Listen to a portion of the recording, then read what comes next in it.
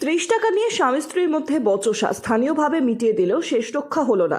স্ত্রীকে গলা টিপে হত্যা করে থানায় গিয়ে আত্মসমর্পণ স্বামী রবিউলের। স্ত্রীকে গলা টিপে হত্যা করে থানায় গিয়ে আত্মসমর্পণ স্বামীর।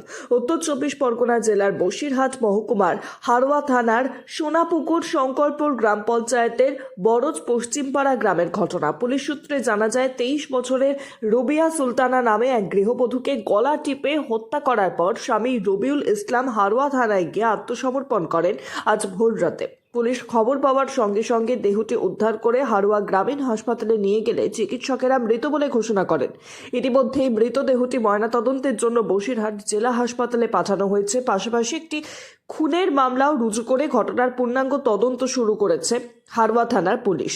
তবে ওই যুবক কেন এ ধরনের ঘটনা ঘটালেন সেটি জানতে ইতিমধ্যেই গোটা ঘটনার পূর্ণাঙ্গ তদন্ত শুরু করেছে হারোয়া থানার পুলিশ।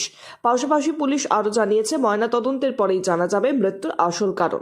স্থানীয় জনপ্রতিনিধি মনিরুল ইসলাম জানিয়েছেন তাদের ছোট শিশু কন্যার প্রাইভেটের 30 টাকার জন্য দুজনের মধ্যে ঝামেলা শুরু হয় এবং স্থানীয়রা জনপ্রতিনিধি এসে সালিশির মাধ্যমে সেই ঝামেলা মিটিয়েও দেন। তারপরে উভয় পক্ষই একে অপরের সঙ্গে মিলেমিশে থাকার অঙ্গীকার করে যে যার বাড়িতে ফিরে যান। হঠাৎই ভোর রাতে জানা যায় স্বামী পেশায় সবজি বিক্রেতা রবিউল ইসলাম স্ত্রীকে গলা টিপে হত্যা করে থানায় গিয়ে আত্মসমর্পণ করেন।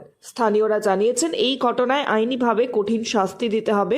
তারই পাশাপাশি ছোট্ট এই দুই শিশুর পাশে রয়েছে এবং মৃত গৃহবধূর পরিবারের পাশেও রয়েছেন।